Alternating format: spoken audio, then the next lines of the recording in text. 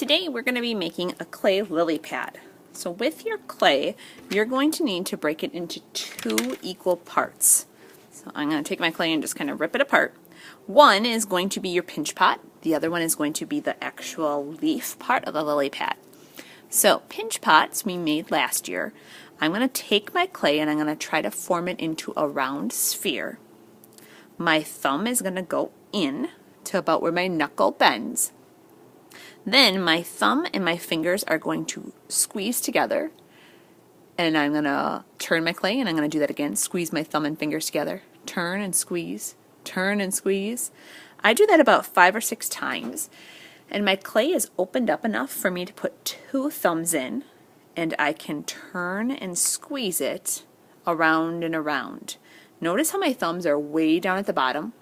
I'm not pinching up here on the top edge. That's just going to make that really skinny, and this is still going to be fat. I want to squeeze that clay kind of down and out. And I'm turning as I go, just trying to find those thick spots, and I want it to be squished even, so I don't have any big thick areas and really skinny areas. You should be able to pinch this big enough to fit your fist into that pot. My fist is pretty big, so that's not going to happen. Once I have that done, I am going to turn this into a flower. So I have to kind of push this because it's wobbling. I'm going to push down at the bottom to kind of flatten that out. Now, this top edge is not very pretty. So before I go any further, I'm going to try to smooth out some of this stuff and get it looking a little nicer. So I'm smoothing on the outside. Notice how I have a hand inside the pinch pot. That other hand I'm kind of pushing against. The middle part looks pretty smooth. So now I am going to use some tools to kind of decorate this. I have seen kids take the top and kind of pinch with their thumb to get kind of a flowery edge to it. I have seen kids lay their flower on the side, and I will give you some really sharp tools that we have to be careful with. I have seen kids cut out triangles from that top edge. So I just lay my pinch pot on the side, and I'm going to kind of turn it,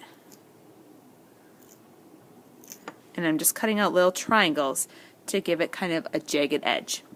So whatever you want to do, I would stick with that same design.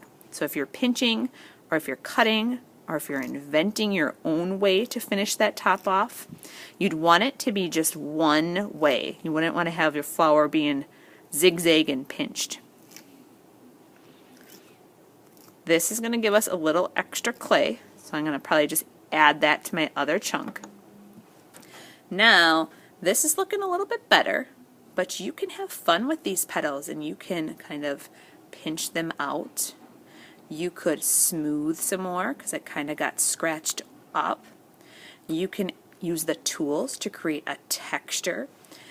If you want it smooth, I took a little dab of water, and that helps my clay get wet, so I don't want a ton of it, but that will help you get a really nice smoothed project. So you could do that on the inside and the outside.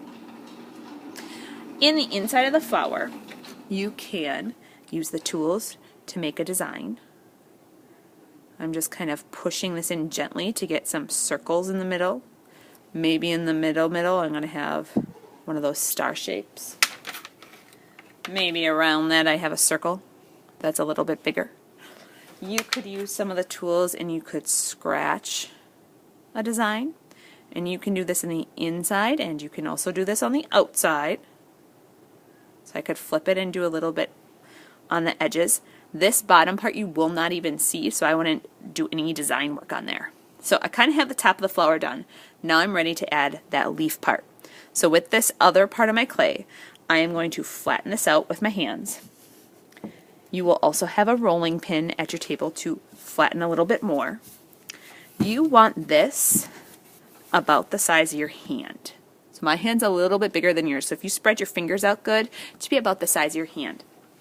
You can decide if you want to keep it a weird looking shape, or if you want to use a tool and actually cut it so it looks like a real leaf.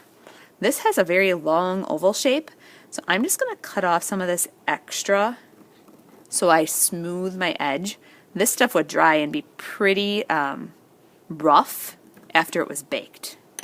If you want to have a point on your leaf, like a teardrop, you could cut that in as well. So you probably noticed I did pick this up to make sure it wasn't stuck on that fabric. Some kids have flipped this over and used this bumpier texture for their leaf. You can keep it smooth, whatever you would like. If you want to actually scratch it up with some of the marker caps, you could. You could draw the veins of the leaf.